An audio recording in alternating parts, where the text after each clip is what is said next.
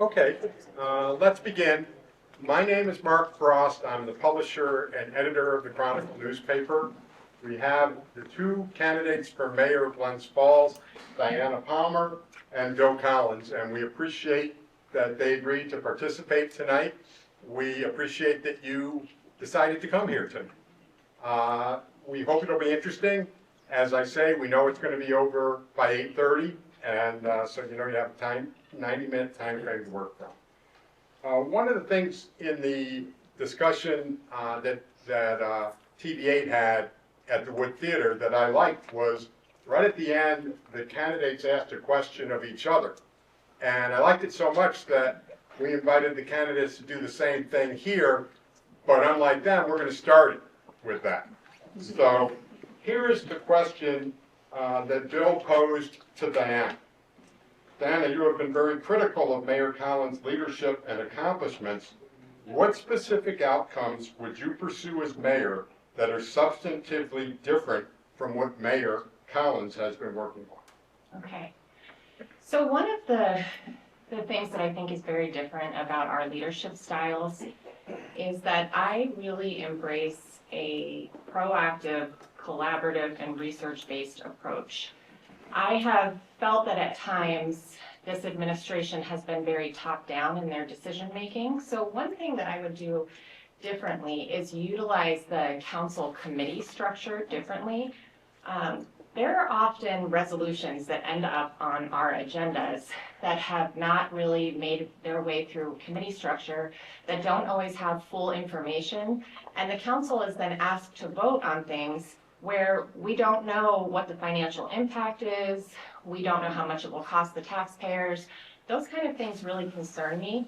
And I think that if we utilize the committee structure better so that resolutions make their way through committee, we will be more informed when we're making those decisions, and so will the public, because it'll be a transparent process. That's one thing I would do very differently. Another is that we have boards and commissions in the city, and I think that those boards and commissions need to be active and fully empowered to do their jobs. So some of you may have read about my disagreement with the mayor on the tree commission. I had worked really hard on a grant to do a tree inventory, and we got money to inventory all our trees, and we wanted to follow that up with tree maintenance and planting. And we ended up planting new trees throughout the city, and at some point I realized there was nobody watering them. And I had asked DPW, what's the plan for watering the trees? And there really wasn't a clear plan in place for that. And then I reached out to the tree commission, and I found out that the tree commission had not been meeting because there was no quorum. They had not been fully functional for months. And one of the most active tree commission members had been dismissed from the committee. I found out that they had a plan to water the trees, but because the committee wasn't meeting, or the commission wasn't meeting, no one was doing anything about it until I brought it up. So that's a concern I have, because first of all, it's a waste of our money if we plant trees and we don't water them. But second, it's bypassing what's in our charter and our code, which is that our commissions are supposed to be active and empowered to do their work. Those are a couple examples. I could keep going, but yes. Good. Okay. Diana's question for Bill. In January, you issued a press release stating that the Recreation Committee, which I had chaired and which had been highly active, was being disbanded in order to create a new Finance Committee. At the time, the Recreation Committee had clear goals we were working on, including plans to discuss ways to improve the ice rink and look for funding, maintain our recent investments in new courts, and oversee the completion of the field houses and bathrooms. I agree that forming a finance committee is important. That's why I have been advocating for it. But if you believed it was such a priority that it warranted a public announcement and the termination of another active and productive committee, why has Finance Committee not met once in 6 months since it was announced?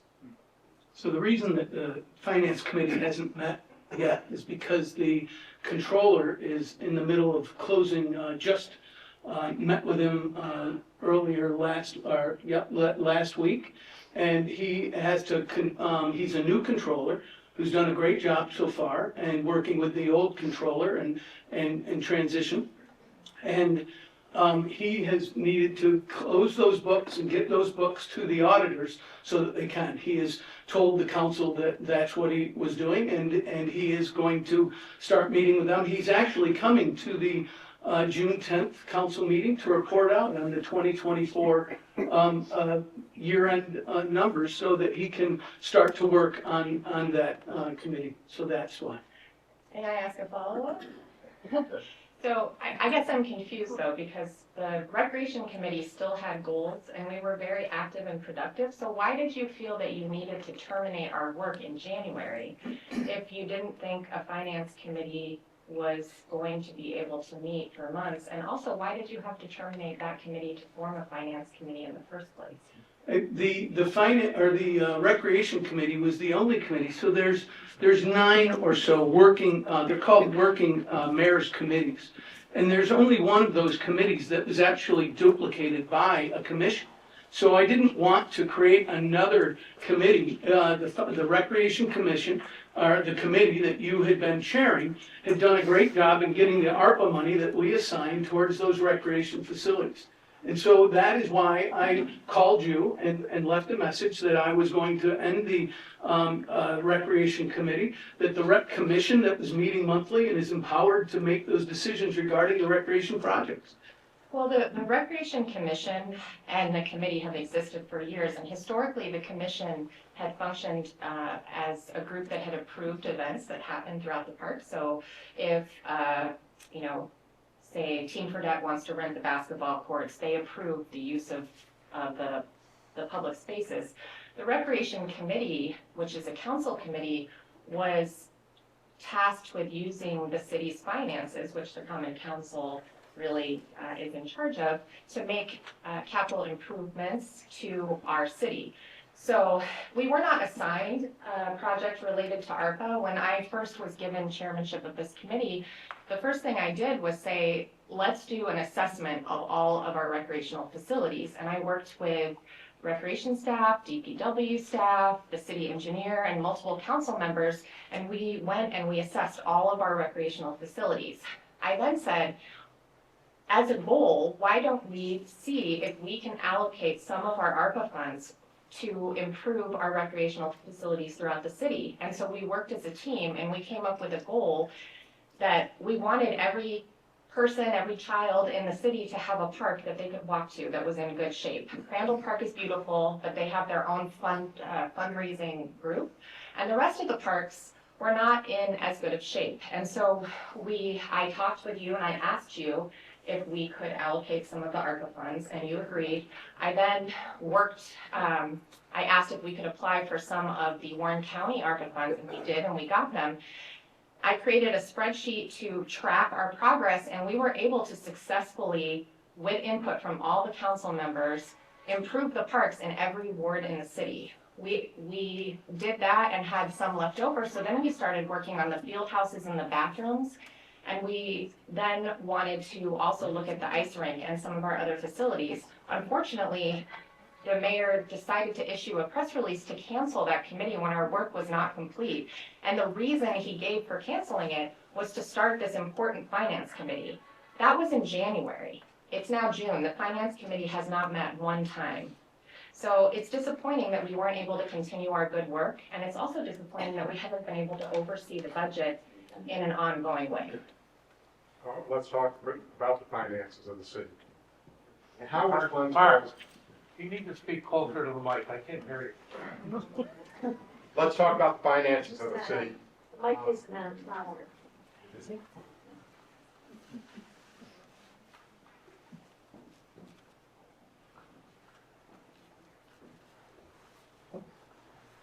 How's this? Yeah. There we go. How are the finances of the city of Glens Falls? Is Glens Falls in great shape, terrible shape? How is it financially? Before I answer the question, I'm happy to be here and thanks for the opportunity. I'm disappointed that you, Mark, decided to go ahead with this conversation tonight.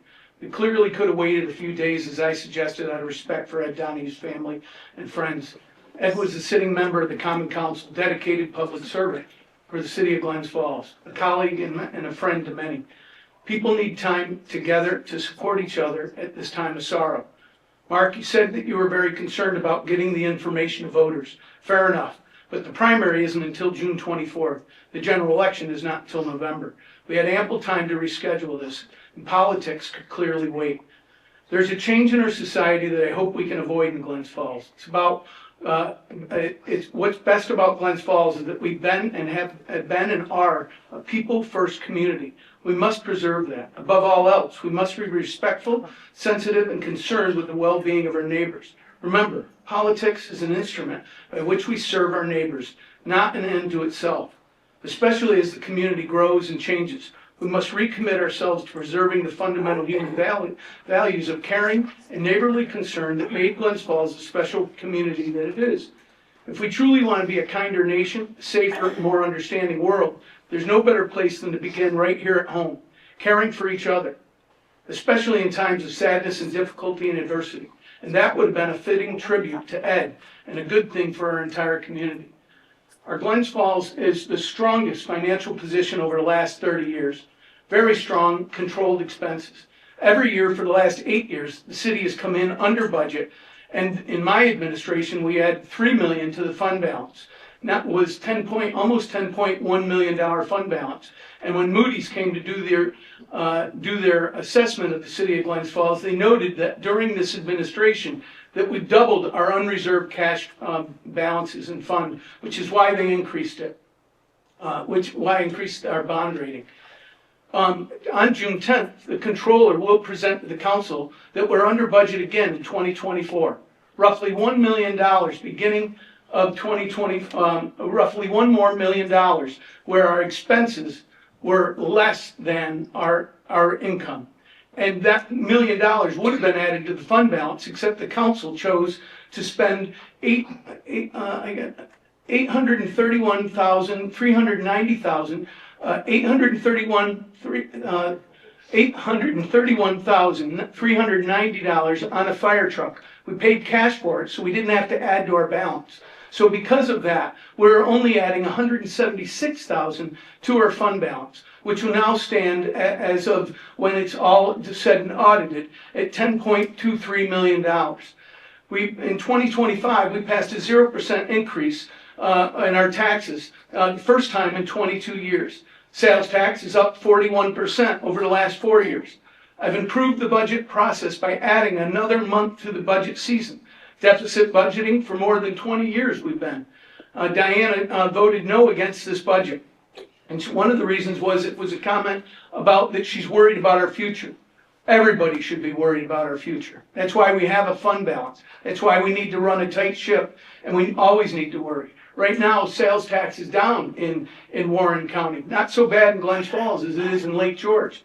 But the current climate changes, we're looking at a $13 billion deficit. It's a B deficit in the state of New York. So we all need to be worried about our finances, that's for sure. But there had 18 council meetings, budget meetings, and Councilwoman Palmer missed one of those meetings, which means she missed 4 different department meetings that met that night. She had that many times to talk to all the council members. So the mayor prepares the budget with the department heads, prepares the budget and gives it to the council. They had 7 different nights or 8 different nights of 4 budget meetings, meeting with each department head. And during that period of time, they get a chance to look at every penny that's spent. And all they need to do to cut anything out of that budget is convince their peers that there's a need for a cut. Not one other person voted no against this budget.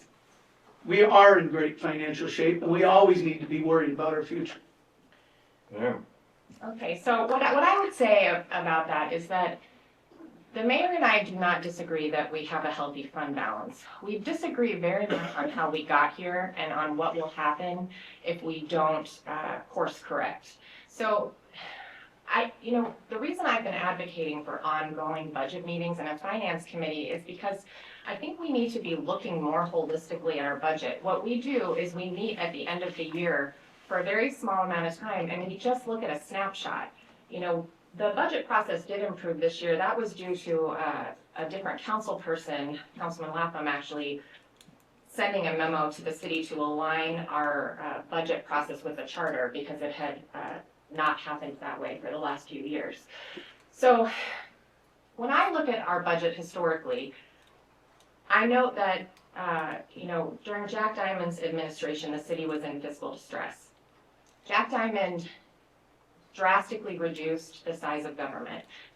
Many difficult decisions led to a smaller government and saved money. We also started partnering with the Civic Center Coalition to operate what's now the Cool and Sharing Arena, which also helped us get out of fiscal distress. The city was being drained by trying to own and operate that building, and because our size of government was too big. So Jack's administration reduced that, turned over the Civic Center Coalition to the Civic Center Coalition. We got out of fiscal distress.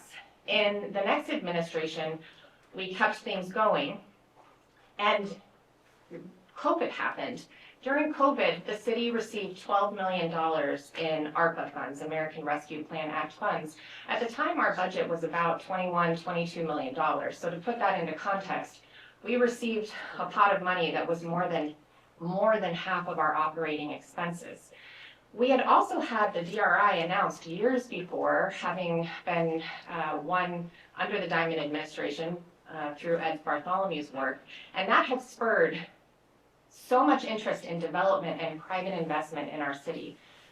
So this mayor came into office after the hard cuts had happened, after the Civic Center Coalition was already operated, after the DRI had been won and private money was coming in, and with $12 million extra dollars.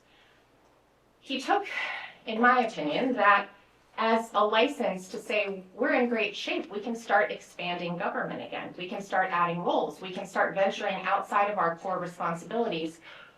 We can buy the TD Bank building. We can own another municipal building. We can run, basically a small grocery store downtown. We can pay for event coordination and other what I would consider non-essential government roles.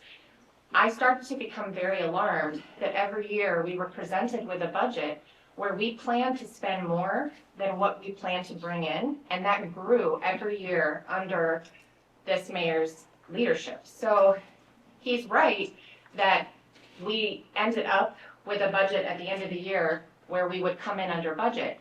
But part of the reason for that is because when we needed things like roof repairs, technology upgrades, vehicles, we would take that money out of the COVID stimulus funds and not the fund balance.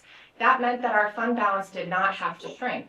We also had some circumstantial factors. We had very mild winters for many years that reduced the cost of DPW overtime.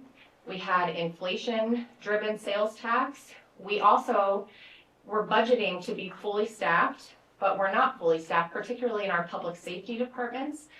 I was on the committee that voted to give our public safety departments a pretty significant increase so that we could improve recruitment and retention, and we are doing that. So all of that being said, if we do not course correct and we continue to plan to spend beyond our means, the ARPA money is gone.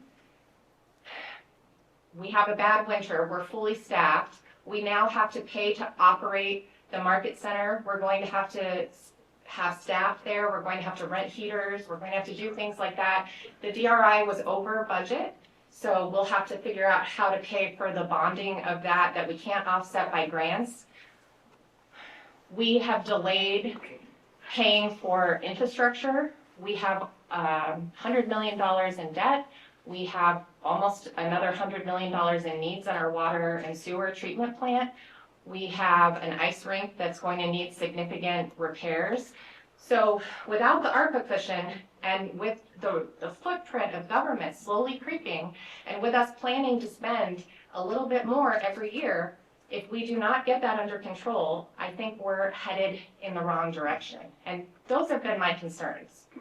The market center and what's going to occur in the incubator building, is there a projected cost of how much is it gonna cost to operate these? And how many people are gonna be hired? And what's gonna happen? Absolutely. So before I do, the deficit budget that Diana is aware of is not any different than it was under Mayor Hall. And so for 4 years under Mayor Hall, and for 4 years before that when I was with Mayor Diamond, that we've always had a budget deficit, and we will again, because it's what our very conservative controller is finding. We always underestimate our income, and we overestimate our expenses, and we adjust that budget throughout the year. We have to make decisions about things that we don't know what they're gonna finally cost. One simple example of that is our CHIPS money. We don't know how much highway money we're gonna get in, so we budget it low, and then what they give us, and then we adjust the budget in April when we find out how much it is. So those things haven't changed at all. And although we have the controller and the Moody's folks have said the opposite is true, that we spent ARPA money the way that we were supposed to, where we didn't hire people in long-term costs. I'm the first mayor to buy a laptop in the city of Glens Falls. We were investing in technology like we thought it was a passing phase. We were scared, and we couldn't. So we've invested in technology and cameras for our new parks and in restoring our parks.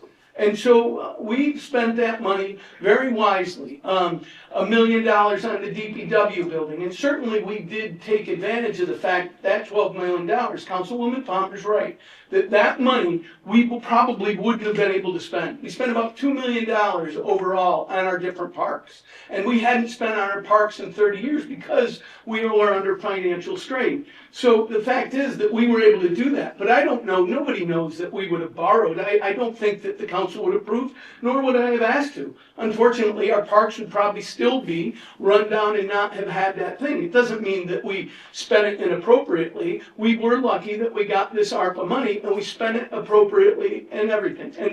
And we have got $100 million in our fund balance, or excuse me, in our debt for water and sewer, as every community in New York, and that's again what the controller had said.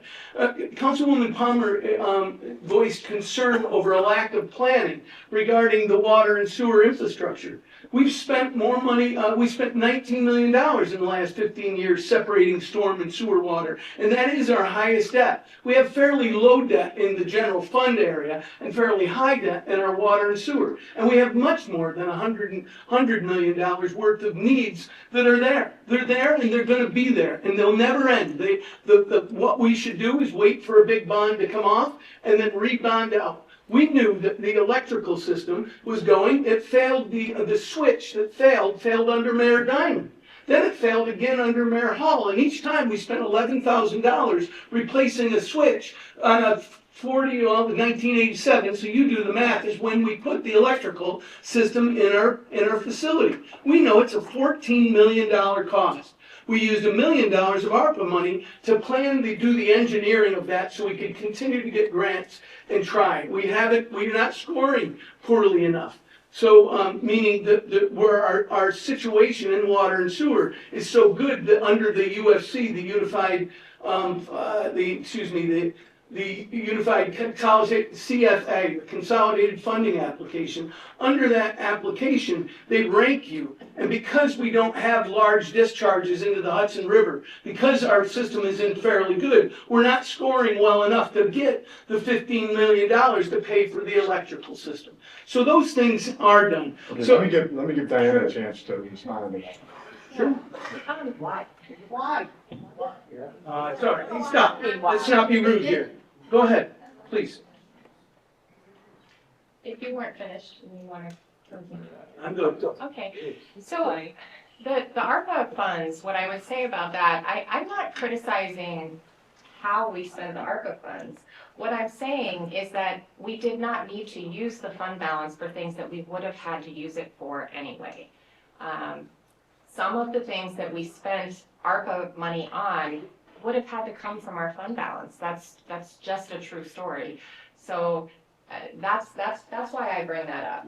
Okay, and you know, in my first term under Mayor Hall, I'm sure all of you recall how difficult COVID was. We were in a pretty uncertain time. And so the idea that, we had similar deficit spending during that time, For the last 20 years. okay, but I've been on the Common Council for the last 2 terms. During the last administration, everything was unclear what was going to happen, and we were just kind of keeping the ship afloat and keeping things flat.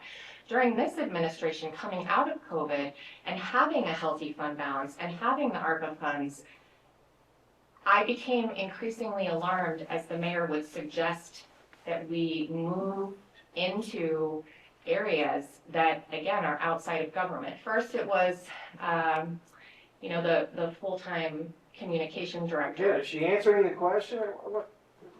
Can you give her a minute to answer the question? I'll take this opportunity to go into the market center. That's what I was Sure. initially asking about. So the market Is there center, a budget? 0 jobs are being added for the market center. We were able to repurpose a position that we had at our cemetery, so we have a facility guy. We're treating it like we do our other facilities. We're forming contracts and renting out the facility to people. Will we have to pay some for gas and the electric for the facility? Yes, but there is no ongoing cost to that facility other than that maintenance. And as far as the concern about the incubator building, it's being funded and leased and funded and budgeted for 5 years from the LDC, not the city. The LDC owned the building to begin with, along with the Hot Shots building, and they're using the money from the sales to do that. There have been 3 subcommittees that have developed that plan. We've had 4 different public meetings to talk about the LDC and its plan. And you haven't made it to any meeting.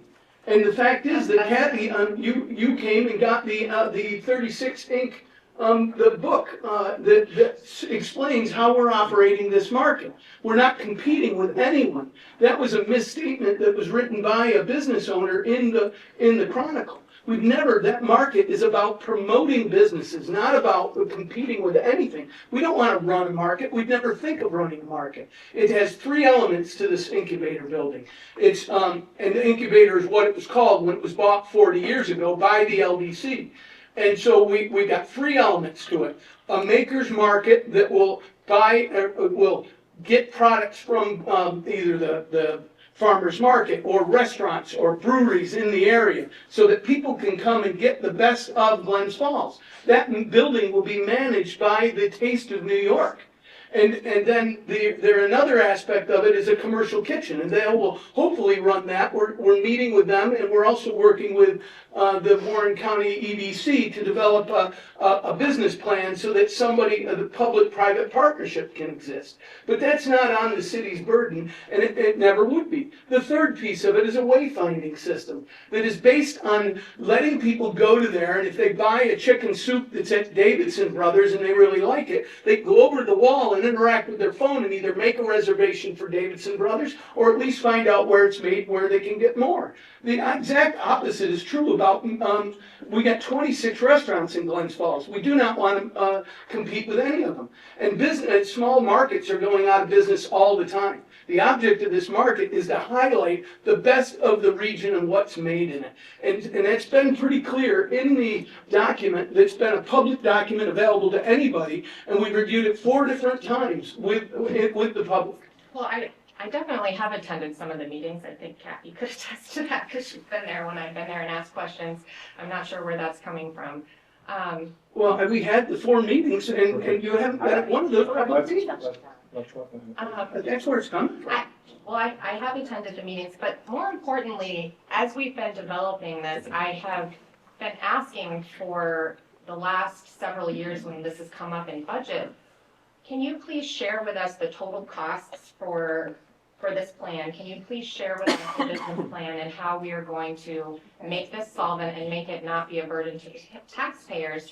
And there has not been any clear plan.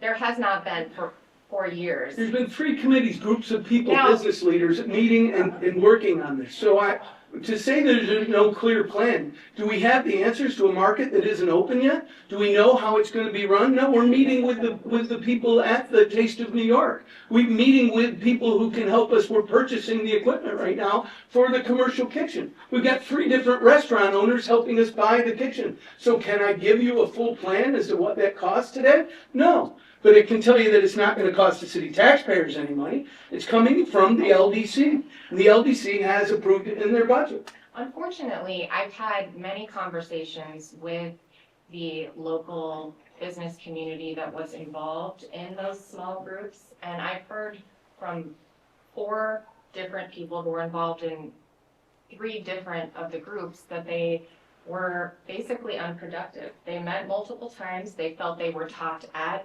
rather than listened to. No concrete plans were made, and many of them decided to stop participating. And I'm not making that up. That's what I've been told by several of the people who are involved in these groups. And on the record, if anybody wants to go and view the council meetings, I've been asking, I wanted to be able to support these plans, and I was saying, please give us the financial information in a timely manner, so before we're asked to vote on it, we have the information and we can make an informed decision, and it just wasn't there. Councilwoman Palmer, the reason that you didn't have that financial information, you had everything that there was, it was a budget of $14 million and or $48 million with all the different development. And everybody had it, and everybody came to my office. You haven't been in my office in 2.5 years. So you have a responsibility to go and get information and to wait until we're at a council meeting. Everybody else on the council was comfortable with the decision. Everybody else, people like Ed Donahue, wandered the city all the time and wait until I get out of my meetings. 2.5 years you haven't been in my office. Instead, every council meeting, we have an agenda. The agenda goes out to the public with all the backup documentation on every Friday before the Tuesday council meeting. 5 full days. Every other council member, if they have any question, calls me up ahead of time. When I first took office, I set meetings for every council member every 2 weeks. And almost every one of them, save for you and Councilman Lapham, do not come to my office and do not ask questions. You wait until you get to the council meeting, and then you say you don't have enough information and you're not comfortable in voting for it. We have different recollections. I was meeting with the mayor until he started canceling our meetings, unfortunately. Oh my goodness. But in addition to that, it wasn't just at the council meetings, it was in our budget meetings, it was in our economic development meetings that I was asking for this information, and I wasn't able to get it. And you say, excuse me, I'm still talking.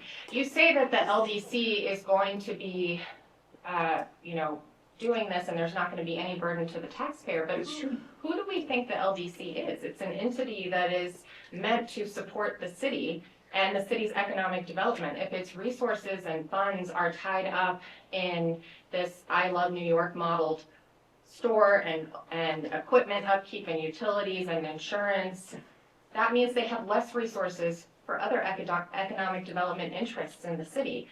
I would not think that running a grocery store modeled after I Love New York, that was not, the state has not had that much success with the I Love New York initiative. So I don't think that this is what we want to be doing. I think that you're concerned, that LDC is an arm's length away from this government on purpose. And that LDC has a group of people that are appointed by the mayor that meet every month. And you haven't been to one of those meetings. And they're comfortable with it. They're the ones who passed that budget. And the same would be for the council on the budget meetings. You had 18 budget meetings, and all of your peers were approval of that. You had 18 meetings meeting with each department head to do it. And yet, at the same time, you say you're not comfortable making the decision. 18 meetings. You met with every department head. And you couldn't convince one peer. I don't have anything to do with it. I don't get to vote on the budget. I create the budget. You voted no against a 0% tax increase after 18 meetings. That's not leadership. Mayor Collins, you are the chair of the LDC. The LDC is very closely connected to the city. And in those budget meetings, I worked really hard to try to reduce our spending. I worked on the labor management committee to meet with insurance companies to try to get a lower rate for our health insurance, which we did, which helped us come under budget. I brought in a company that works with other public entities like SUNY Adirondack and counties to help us make sure that the money that we are investing is bringing the best return on our investment. I encourage the city to pursue self-insurance. One of our biggest costs is our employee benefits. We are now going down that path and having meetings, and it will likely save the city money. I was on the committee that worked to change our retiree health insurance, which saved the city significant amount of money.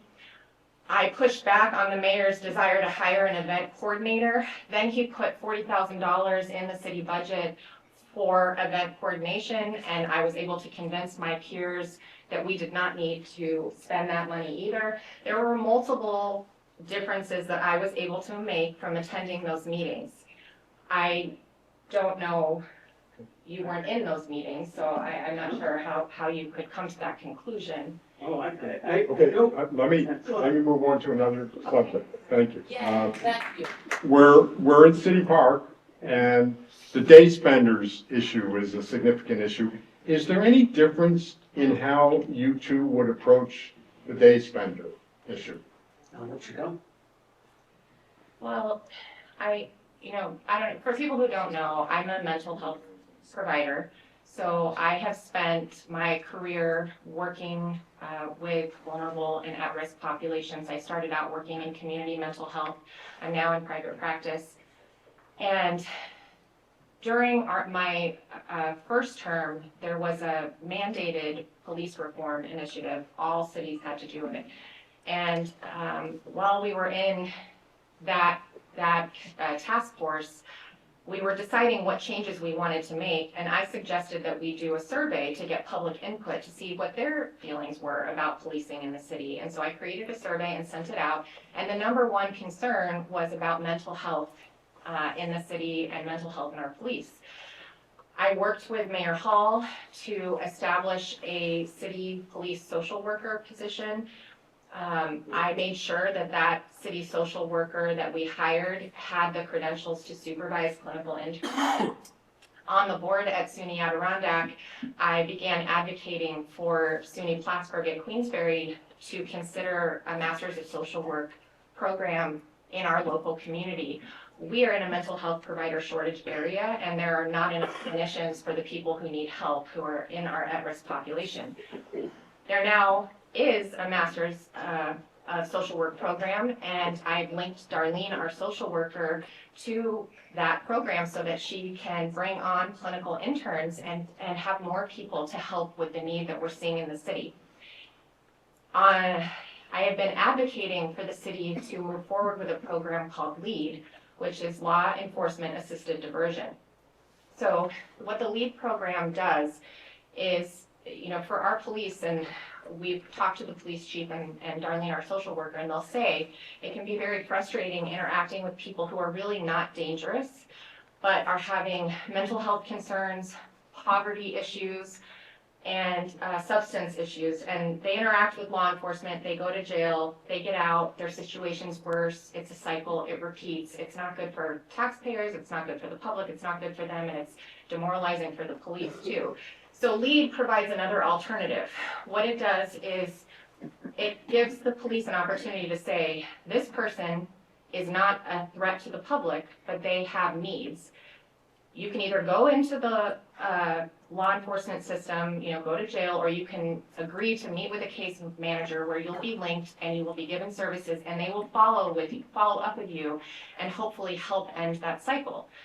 So this last couple months, I have been working with our social worker and with Catholic Charities to develop a grant proposal to hopefully earn some of Warren County's opioid settlement funds. A lot of counties received opioid settlement funds, and I had talked to the LEAD Bureau and found out that Dutchess County used their opioid settlement funds to fund LEAD there. So I reached out to Warren County and asked if that was an option. There's a grant application. I wrote the grant. Darlene worked on it. I worked on it. We partnered with Catholic Charities and we sent that grant application. So I think that my response to this has been to pool our resources, to collaborate with other people in the community, to do the work of writing a grant, to do the research, and be very proactive. I was extremely disappointed to read in the newspaper that the mayor referred to our at-risk individuals as failures at life. Because of what I do, I know that any individual or any one of our family members could be one or two really difficult incidences away of being in that situation. And I think we need to treat all people with dignity and respect. I also agree that the people who are in the park and spending time there do sometimes create situations where our public feels unsafe. I think giving money in raises to our police department to improve recruitment and retention will help so that our police will have enough resources to be out and doing community-oriented policing, which is what's so wonderful about having our own police department. And they can interact with these people and help keep the public safe, and when appropriate, make arrests.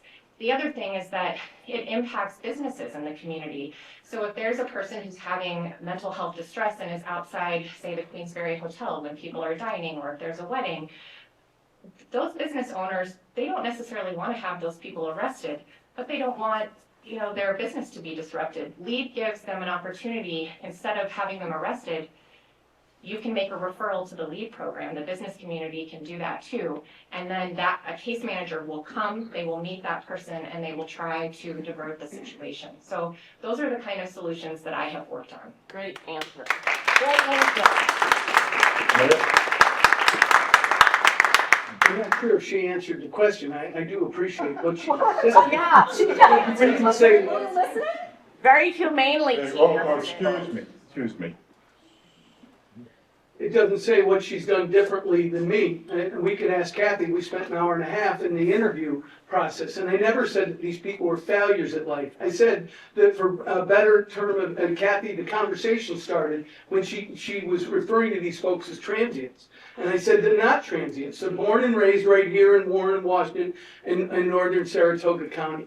And for a better lack of a word was the exact quote, they're people who are failing at life, not failures at life at all. And many people understood and told me that they understood what I was trying to get at. I wasn't casting aspersions about these people. I wanted to say that they weren't criminals, and that we couldn't arrest our way out of this program, out of this problem, and we still can't. And I assigned a task force, and we're working on it. But I do appreciate that everything that Diana said. I don't disagree with it, and I appreciate her efforts at bringing the idea, the LEAD idea, from the original committee that was a law passed by then Governor Cuomo, I think, to address government and make sure that your government was inclusive, and it was a multifaceted group of people that were brought in to do that, and that's where the social worker position came. We've had multiple, and these are women who come to us and said they're intimidated about walking through City Park. Yeah. They no longer will walk through City Park. It's not that it's a violation of the law. It's that they don't feel comfortable anymore. Some of them say don't feel comfortable going to the library. What can you say to those people who have kind of circled around City Park and will no longer walk through there? Well, the fact is that this year so far, knock on plastic, that the position has gotten better. We're in that park every day. Our police are in that park every day. Darlene's in that park every day, and I'm in that park every day and most nights, trying to help solve this problem. And I've asked people many times, if you are uncomfortable, call. You don't have to see a crime going. If you're uncomfortable, call. We don't respond to 100% of the calls we don't get. I wish that they didn't have to. Homelessness is up across the country. One statistic I read was over 18% across the country. Our best estimate right now is there's about 400 people in Glens Falls area that are either homeless or nearly homeless, sleeping on somebody's couch. There are a ton of people, and we need to support them, and we have the human services agencies to do it. And we need to help people feel comfortable in our park. There's no doubt about it. The committee's actually talking about getting more people in the park, more activities during the day, so that it's less comfortable for those who might want to hang out and do bad. We handed out 187 or something like this citations last year, from all the way from smoking to open container to fights or whatever it is. So we definitely have addressed it. We need to address it some more. Well, I mean, you said you weren't sure what I said I would do differently, so I just to reiterate in case it wasn't clear, your comments were that people were failures at life. Maybe you said they're failing at life, and you said this is a problem in many communities, and you repeated the seriousness of the problem. Okay, what I did was I identified a program that would help the police and help the public and help the business community. I wrote a grant. I partnered with Catholic Charities. I partnered with our social worker. I partnered with SUNY Adirondack at Plattsburgh. So I didn't just say this is a tough problem. I agree that these people are failing at life and they're everywhere. I actually rolled up my sleeves, did research, did work, and came up with tangible solutions. Okay, let's go across the street. The corner of Bay and Glen, where the Glens Falls Insurance Company stood. What do you want to see happen there? What's the city's role for what happens there? The city has wanted for a long time for that to be a green space. It was actually when they took the insurance building down, they designated in the record, we were able to find the record under Mayor Hall's administration, that they wanted it to be a park then, just nobody ever took any action. And it continued to be property of 333 Glen. One of three parcels they have, one for the green space, one for the parking garage, and one for theirs. And the county won't let them separate those buildings until their taxes are completely paid off. We wanted it to be a green space. We actually had it developed, original designs done, which we estimate to be about $200,000 for it to be a park. And we met with the Rotary. I guess the last time I met with the Rotary was 6, maybe 8 months ago, where they wanted to make it Founders Park, and they wanted to pay to implement that park. But we don't own the property. And we were in negotiations, and still are in negotiations for 333 Glen.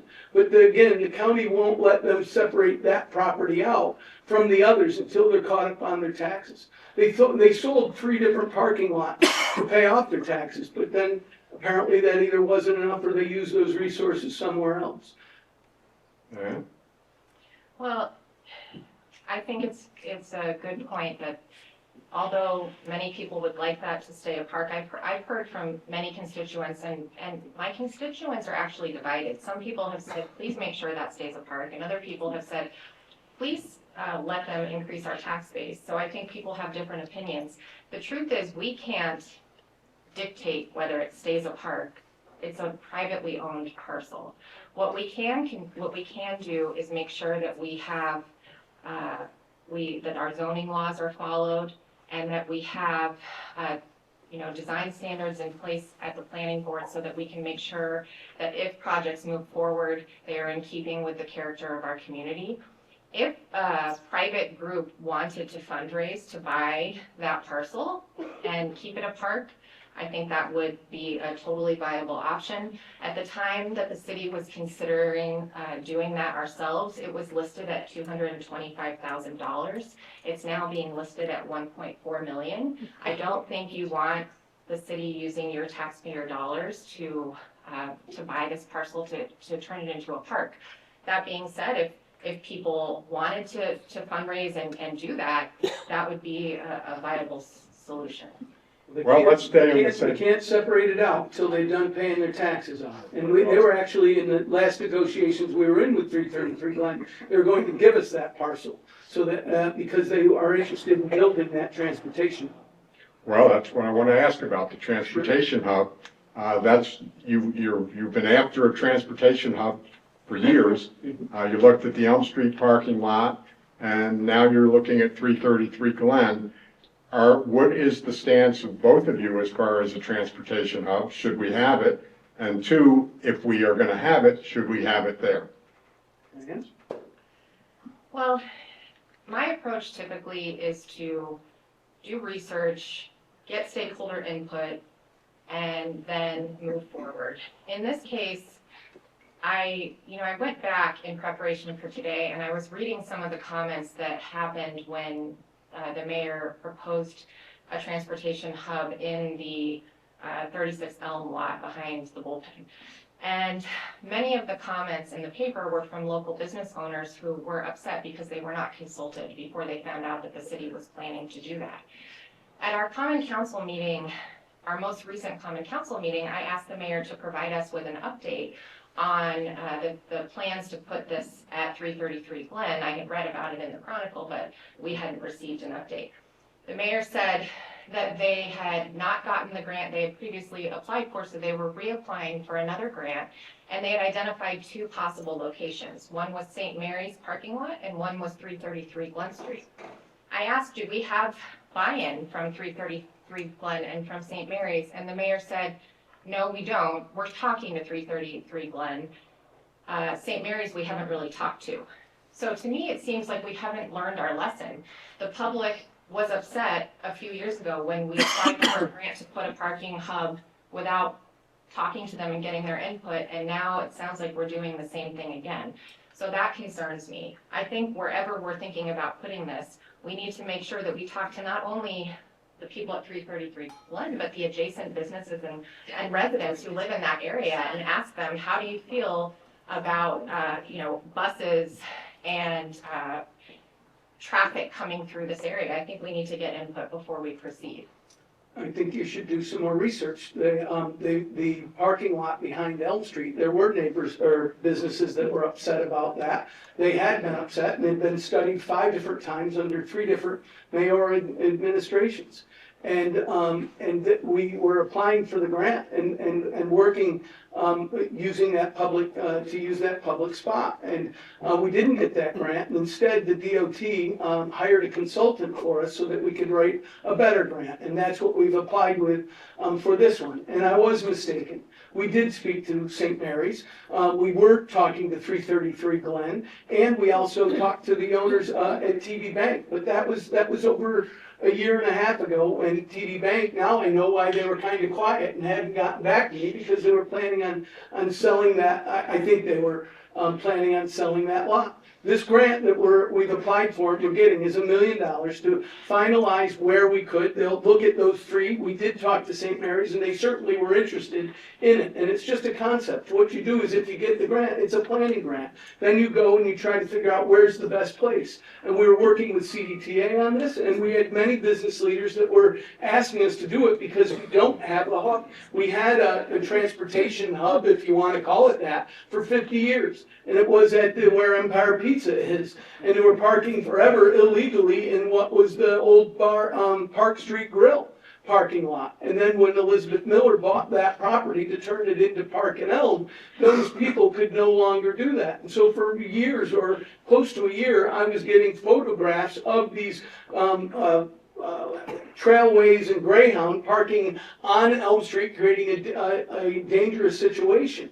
They had been there for 50 years, but when the new development came of Park and Elm, those people couldn't park behind that Elm Street, behind the Empire Pizza lot. We needed to find another place. We found a temporary location for one of them, and it's over by the Rite Aid building.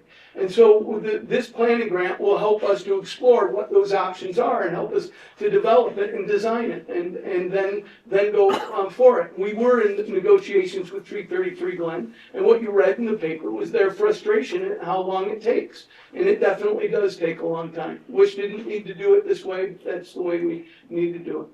Yeah, what I was referring to, though, were your comments when I asked you, do we have their buy-in? And you said no. And I asked you, do we have St. Mary's buy-in? You at the time said no, we didn't really talk to them. That's right. And I was wrong. It had been a while since I didn't want to overcommit. So yes, we had talked to St. Mary's, and we talked to Father Scott and Gary Patton, but we also talked to the previous owners of the TD Bank lot, and there were several others. This was all identified in the 2012, the fact that we needed a transportation hub.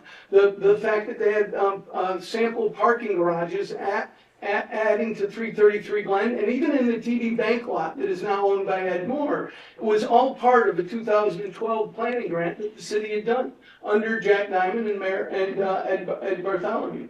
So it's all there. I didn't develop any of this on my own without talking about people. It's about following up on the programs as they are.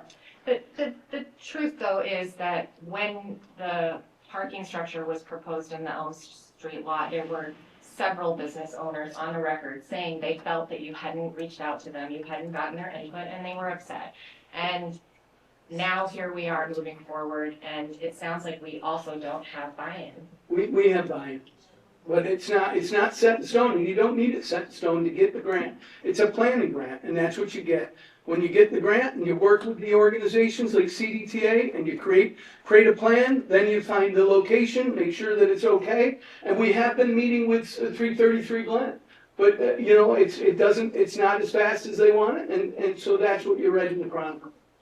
I want to talk parking. I want to talk generally, what do we do about parking? How critical is the need?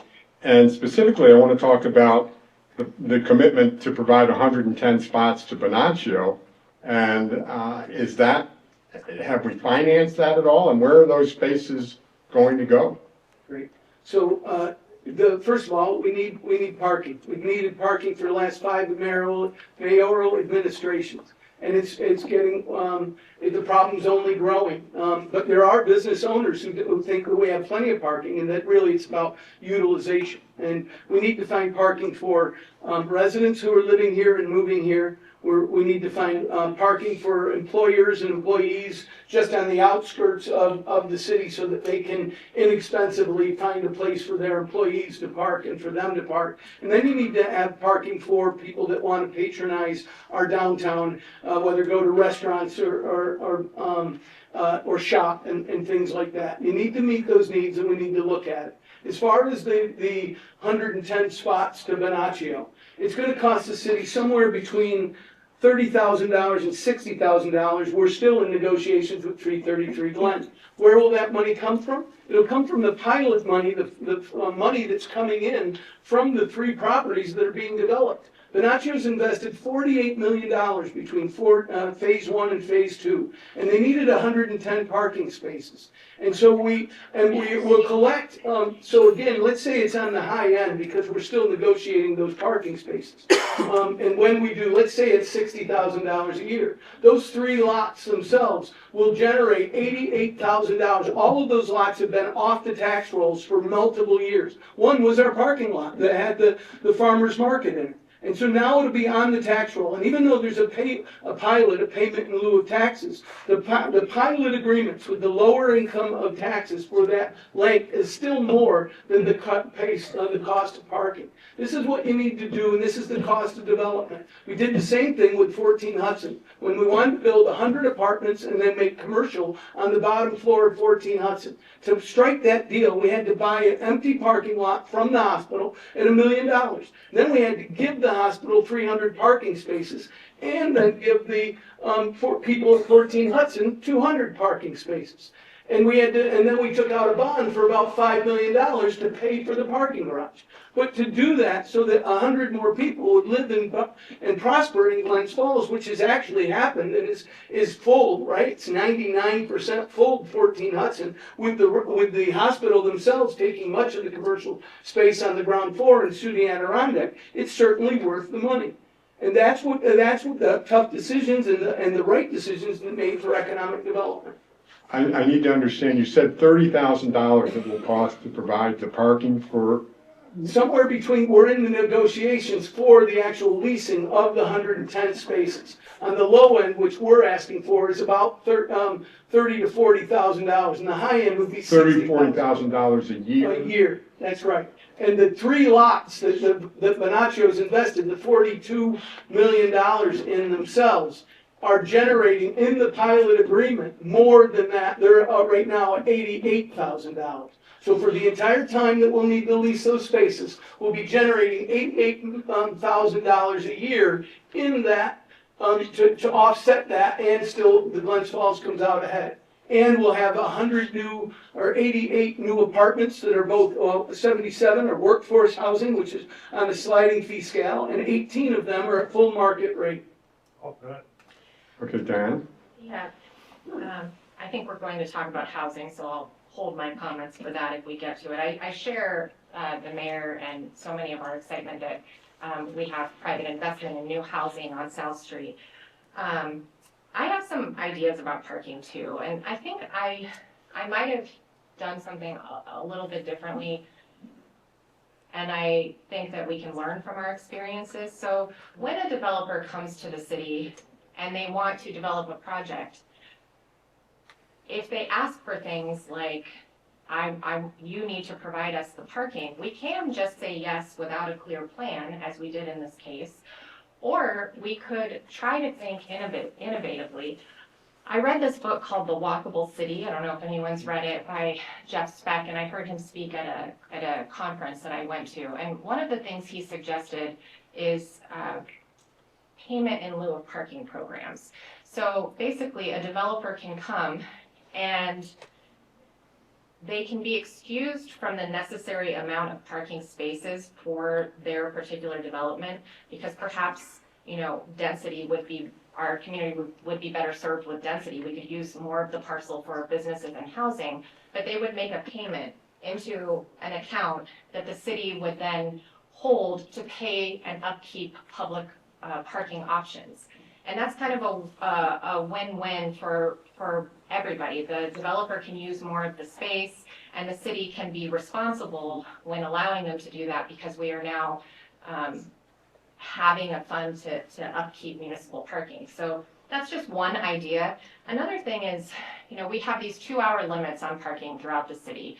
And the other day, there was an issue where we ticketed a bunch of high school students for parking outside the high school for more than 2 hours. I got many calls from upset parents. What are they supposed to do? Leave class to go move their car? I've talked with many business owners who are very frustrated about this 2-hour parking limit.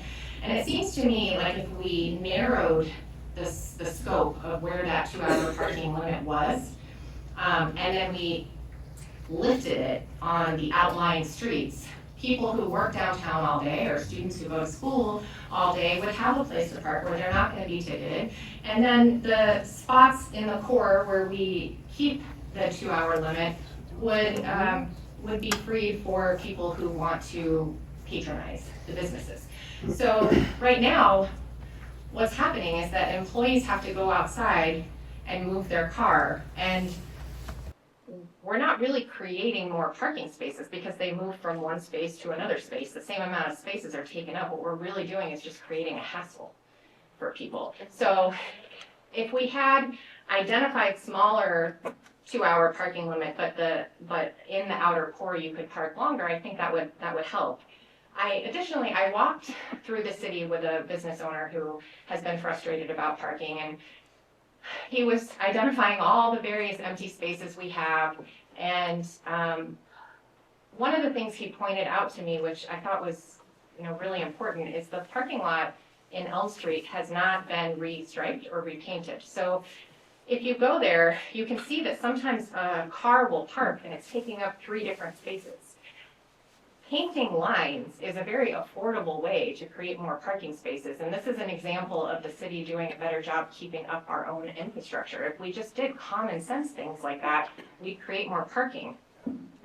So the other thing I've suggested is that we work with our nonprofits and our businesses to see if there are partnerships available so that we can use their parking when it's not at capacity or in hours where they're not operating. There are many places that are operational during the day, and then at night they don't need their parking. We could come up with agreements. There are places that are not at capacity. We could come up with agreements with them there too. So I'm not 100% opposed to investing in a new parking hub or structure, but I think we need to try the common sense approaches first before we just immediately spend money on building a new structure. I think that's important. You both have touched on housing. Let's talk about affordable housing, and if I can also raise a concern of mine, and I've heard it from other people. Are you concerned that the success of Glens Falls is going to drive up housing prices and make it more and more difficult we know people who've moved up from Saratoga and have become homeowners in Glens Falls, and we're happy to have them, but the reason they came up was they could no longer afford a house in Saratoga. I'm concerned about that part of the equation too. Diane? Yes, I agree. I'm concerned about housing, and I think we need housing at all levels and in all forms. So it's not only affordable housing. We need mobility in our housing market. So there are people who live in large single-family homes who don't necessarily want to keep living in large single-family homes. Their families have gone and the upkeep is a lot. If there was an available nice condo downtown, they might move in there. Then that house opens up for a new family. But we also need housing that people who live and work, people who work here can afford. One of the things I really advocated for, and I think you'll remember this when we were talking about developing the DRI projects and the Binocular project, was I didn't want it to be all affordable housing, and I didn't want it to be all high-income housing. I think we're best served when we have housing that has mixed levels of income in each development. That way we're not saying this is where the low-income housing is, this is where the high-income housing is. We're instead grouping people by common interests. So maybe people want to live near the hospital because they work there. And you might have somebody who is an aide, or you might have someone who's a surgeon, but they all have a common interest of living in the same area. And so I think those kind of approaches are helpful and meet the need for all income levels of housing. Another thing that I worked really hard on is that I led the efforts to look at short-term rentals in the city of Glens Falls. We had a very transparent and participatory process. We worked with Warren County Planning to get information on the high needs housing study that the county did. And the county identified that short-term rentals were a driving force for decreasing housing stock and driving up the price for housing stock and also for long-term renters. We then I wrote a survey, we sent it out to the community. We also, right here in this room, held a public forum to get input from the community. We reviewed what communities all around our area did, and we ended up creating a proposal where if you live in the city of Glens Falls and you are in a residential neighborhood, you cannot buy a property for the purpose of using it as the business of running a short-term rental. If you live in that building and you want to rent out a room to make extra money to pay your mortgage, you can do that.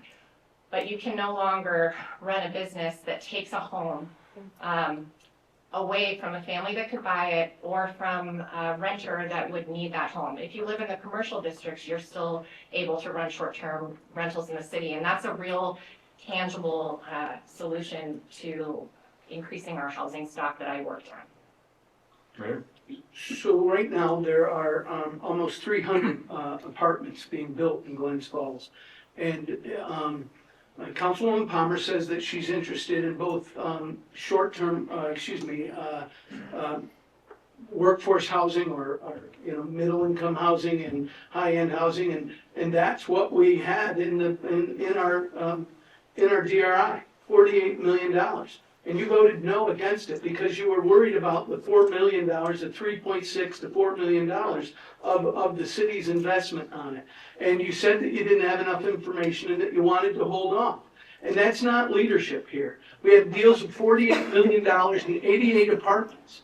And to say that you think that maybe we should just say yes to developers and come up with a plan later is the fact is that these things have been under works for 7-8 years, and we needed to move this forward. She voted no against $48 million, and that $48 million is not done. It's now $73 million because the area around it, because of the work that we've been doing on the DRI has led to more apartments. And so we certainly need to do the work, and I do appreciate the committee work on the short-term rental. But it took 1.5 years to pass a code for short-term rental.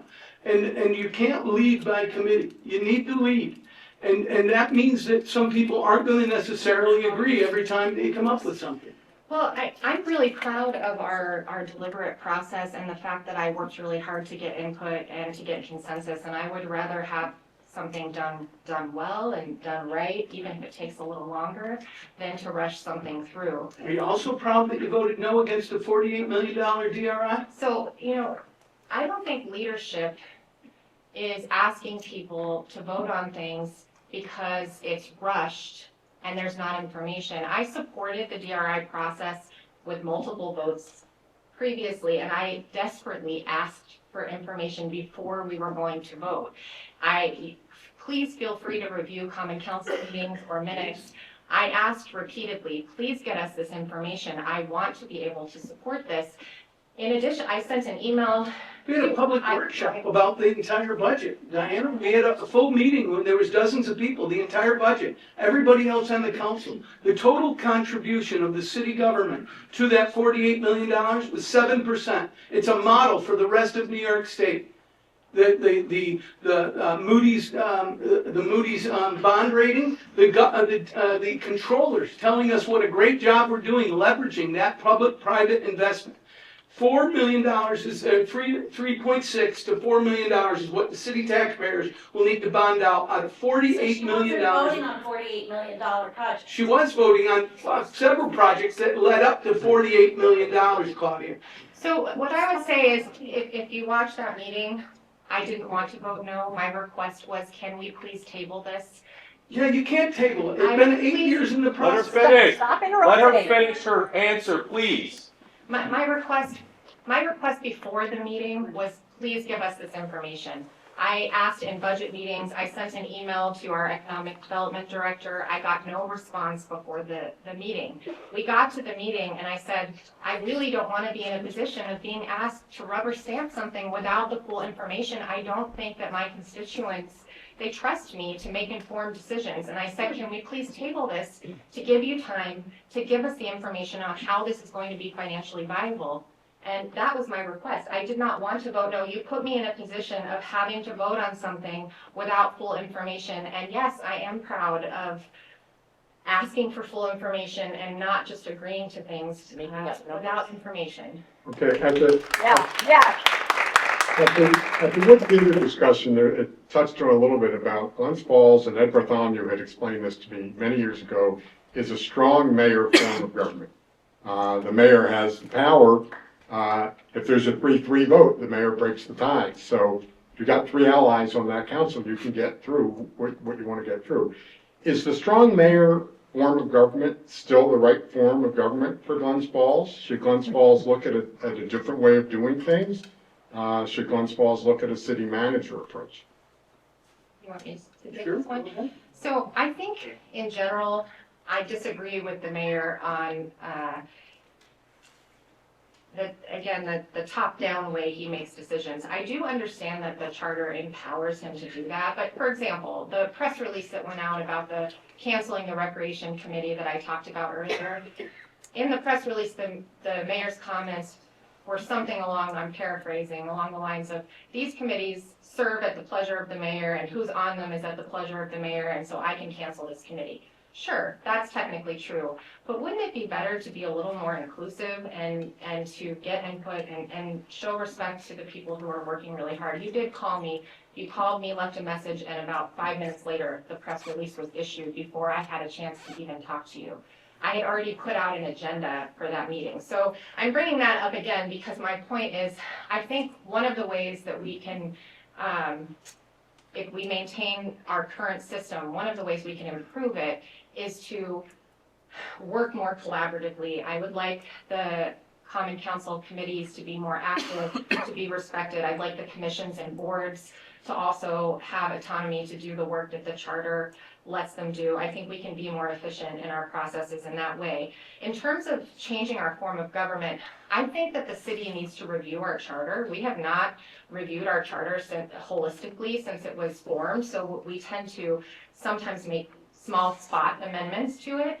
But best practices are to review our charter on a regular basis. That's what other communities do, and we don't do that. So I think we need to look at charter review, but charter review is a community process that would involve public input and whatever happens would be up for referendum. So it's not something that any one person can impose. If the community wanted to look at a city manager form of government as an alternative, I would certainly be open to seeing the research, hearing the community input, but ultimately it would be up to the people of the city of Glens Falls what they wanted to do going forward. It would be up to them in the Charter Review Commission, in the public meetings, and it would be up to them by vote in referendum. So are you in favor of it or to change it or not? I- You're in favor of listening to what people might want to say? Yeah, that'd be a good idea. Yeah, Yeah. I'm in favor of No listening more to wet what people streets. want to say. I'm in favor of reviewing our charter. I'm in favor of doing research, and that could be one of the alternatives. I am not pushing for one or the other, but we do need more professionalism in general in the way the city operates, and I think we need to bring more people to the table in our decision making. You called for a city manager like a year ago in the Chronicle. No, I did not in the Chronicle. There was an article. It was in the Post-Star, I think you're referring to. And what I said is, I think that the city needs to be managed more professionally. I didn't say we should, I don't know how to be any more clear about this. I do not have any power to impose a new structure of government on the city. That is something that would be up to the people of the city. You didn't seem to, it seemed like you were suggesting that we should make the change, not just that you wanted to look into it. But that's okay. The fact is that you should always look at things, just like we looked at several years ago, whether we should merge with Warren County Sheriffs or not. You always need to look at it. I believe that the vast majority of the people were not for it, and therefore we weren't going to have much savings, but we definitely looked at it with Sheriff York and did a study, and we weren't going to save that much money, and it was the wrong thing to do, and I'm glad we didn't do it.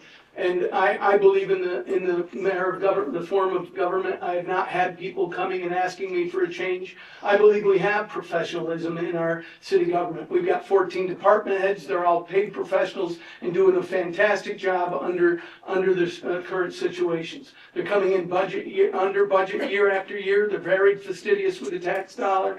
There's no wasteful spending. They've had massive cuts, and Diana's right that many of those cuts came under Mayor Diamond, and they're still there to this day in most departments. There was no coming back from that, and so they're very short-staffed, but they are very professional. They're doing a ton of planning all the time, and they're doing a great job. And so I never really. Bob Landry and I had a conversation a couple of years ago about the stress and the way that the mayor's job is, and I can tell you that it is not for the faint of heart. It's the CEO of a company that has both a $24 million general fund budget and $11 million water and sewer budget, 148 full-time staff that's about to go up to 170 in the summer for our rec programs, and every call comes to you. It's 24 hours, 7 days a week. So you live it. It lives you. And it doesn't matter what anybody tells you, because certainly I had many conversations with Mayor Hall about the stress of the job, and it's overwhelming, and there's nobody. So if you're not ready to commit, there's no life balance. It lives you. You get calls all the time, and it's the way it is. And so should we look at it? Certainly you got to look at everything. But it's for 110 years, and also when you're going to go looking at changing your entire form of government, you would think that that's under a bunch of mismanagement, a bunch of maybe criminal activity or indictments, or something's failing, the city's failing. None of that's happening right now. The city is in the best financial shape it's been in the last 30 years. Mayor Collins, You asked me not to interrupt you. Right, and so somebody must have misunderstood, because it sounded like you were assessing that A, that we needed more professionalism, and that B, that we needed to look at our form of government. You should always look at anything, and you certainly could do it. She is right. We need to look at our charter. Jeff Flagg, who's now our economic development director, before he worked for the city, was approached by Mayor Diamond to look at the charter. The charter still, I make a joke in every year at the State of the City address that it's still illegal to park your cow on city sidewalks. We certainly need to update our charter. Right now, there is a comprehensive planning committee. The goal is that when that's done, hopefully around the first of the year, that committee stays on. They need to look at zoning, and then they need to look at the charter. They could also look at other things such as parking and move forward with stuff like that. Bill, you have a business that you operate. Diana, you have a practice that you have, and you're also on the board of SUNY Adirondack. How do you juggle those various duties, those various functions? Do you see this as a full-time job or not as a full-time job? Thank you for asking that question. I've heard some people have reached out to me saying that they've been told that I thought the mayor job was part-time. That could not be farther from the truth. I saw the stress that Mayor Hall was under. I recognize the stress that you're under. I don't think it's for the faint of heart. I appreciate anyone who's willing to do the work. I think it's very hard work. So I will say that I had been asked by people for a while if I would consider running, and it was something that I did not take lightly. I formed an exploratory committee that was business owners and stakeholders and residents in the city, and we looked at the decision over time. I had many long conversations with my husband and my daughter, and ultimately I felt a call to service because of several things that had happened. I'll get into those in a little bit. I think there's a question about why I wanted to run for mayor, but because I felt called to service, I started looking at how could I do this. And so the first thing is I have a private practice, and in my private practice, I supervise clinicians who are on their path to forming their own practices. I've been doing that for years. And so I've talked with them, and what I will do is I will stop the daily operations of my practice and stop the clinical work, and I will turn it over to the clinicians that I've been mentoring. For a couple of them, I will need to provide an hour of clinical supervision a week. That'll come out to about 2 to 3 hours a week. And that will free up my time to full-time focus on the city. In addition, on a more personal note, my daughter will be graduating in the first year from high school in the first year if I'm elected mayor. And for any of you who are parents, especially with a very active kid, I'm sure you can imagine the time that opens up in your life when you're no longer at orchestra concerts and track meets and prom and driving all around and all of those things. So for personal reasons, I will have more time to devote to this, and I've worked really hard to create a system in my practice that will free me up to do this and give an opportunity to the clinicians I've been mentoring to step up. Yep. So for about the last 20 years, I've had my regular full-time job at Special Olympics, which included travel all over New York State, and then running my business. And I took my weekends and evenings, my vacations, to go and do Irish and Scottish festivals across the country. As I became a council member and I had a chance to talk to Mayor Hall, he kind of warned me, but I don't think there's anything that can prepare you for the amount of responsibility and worry that it does. It consumes you. Even when I go fishing now, it takes me 2 or 3 hours in that boat to get my head, my ass, and my feet all in the same spot, so I stop going on. I say it jokingly, but it is no joke. I've never had anything.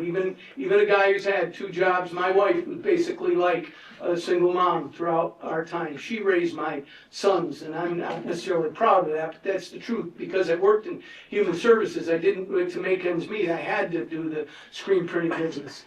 As much as I loved it, I had to do it.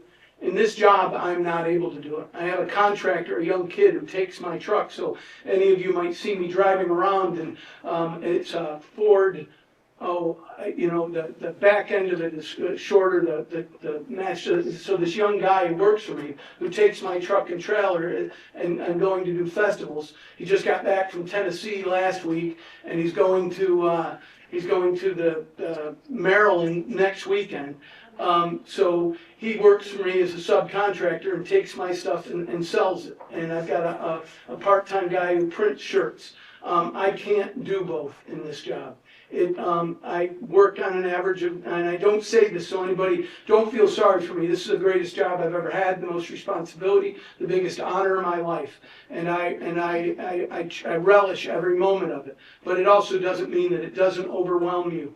It certainly does. From trying to help a friend who passed away and their family, to writing an obituary for them, which is what I've spent the last several hours doing, to just getting a call, right? My first vacation I had in April of becoming a mayor, I got a call from the chief of police that we had a bank robbery. I was in Dublin at the time, and I thought it was a joke. And I said, "Are you kidding me?" He goes, "No, I wish I was, Mayor." "Everybody okay?" "Yes, everybody's okay." The guy who robbed the bank actually had an ankle bracelet on, so it didn't take him all that long to catch him. But this is the stuff, right? This summer was the debacle for Chris Patton's project. And I got no less than 15 calls while I was on a beach in Connecticut. My wife, I left that beach and my wife was more angry when I got off that beach than I was when I went on it. Because you have to take the call. There is no vacation. And so it's the biggest honor of my life. I'll never have this chance again. If I retire, I think there's a lot of people in my life that'll throw a party if I lose this election. But it'll be the greatest honor. And so it is a great honor. It's also a great responsibility, and it never ends. Mayor Hall told me the other day he still struggles to get to sleep. We're at the end here. We're at the end. We have to be out of here in 5 minutes. A couple things that I want to say. We will have coverage of this discussion in this Thursday's Chronicle. In addition, each candidate can submit a 250-word statement that we will publish in Thursday's Chronicle if there were things left unsaid or things that they want to reemphasize. We appreciate your coming tonight. I found it interesting. Hopefully you found it interesting. And final thing I want to say under this, free books, free Chronicle readers if you would like. We're into the final statements. Each candidate has 2 minutes. Will somebody do the timing? Yeah, I'll do it, Dad. Okay.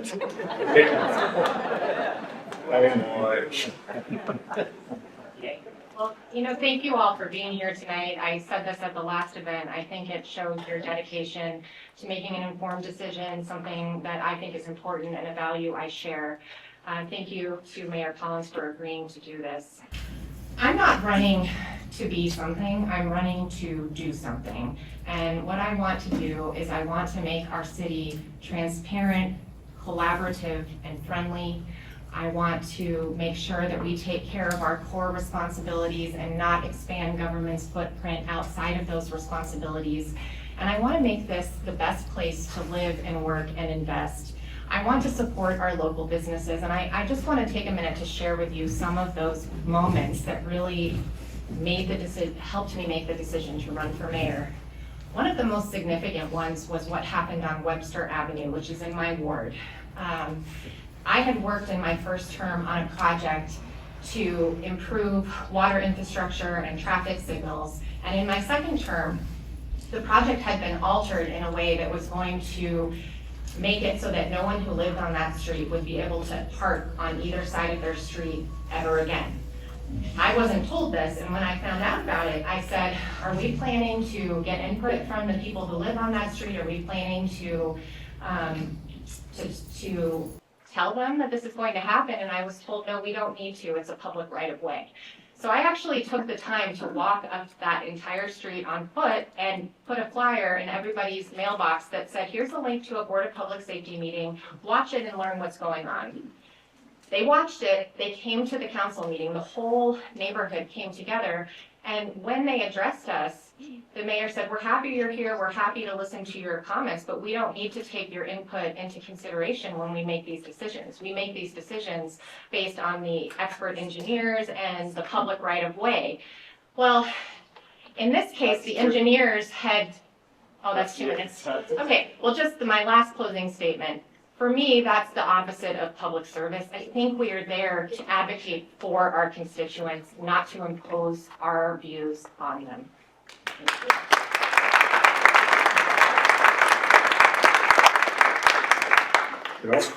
Well, I'd like to thank you all for coming. I do appreciate it. And I appreciate you, Councilwoman Palmer. It is it's definitely an uncomfortable thing to go from the first uncontested mayor's race to being contested in a primary in my party. And it's been a challenge, and I do appreciate it, and I respect you. I'm just going to tell you that if you like what's happening in Glens Falls, if you like the development that you're seeing, the progress you're seeing, if you like a 0% tax increase and you want to see it continue, if you want to see the city run in the way that it's being run, with managing these 14 department heads, coming in under budget, making sure that we never spend a penny of your tax dollars that we don't have to, working collaboration with outside organizations, rebuilding relationships with the town of Queensbury, Moreau, South Glens Falls, the state, the governor's office, HCR, community development. That's what I plan on doing. It's what I've been doing. It's been a hallmark of my administration. We need to keep city property taxes in check. We need to protect and enhance our most important city services: police, fire, emergency services, public works, and water and sewer. We need to protect and invest in our neighborhoods and our parks. We need to honor and support and encourage more private investment with our businesses, working together the way that we have been. We need to invest in our infrastructure. It's not going to go away. We need to support all our not-for-profits that are here in Glens Falls. We right now are managing, between our community and economic development thing, 22 grants over $18 million. We just got another grant to invest $1 million. We need to invest in our East End the way we have on South Street. We've got a brownfield opportunity area all down Warren Street in the old First Ward. Thank you for your time. Thank you for coming here.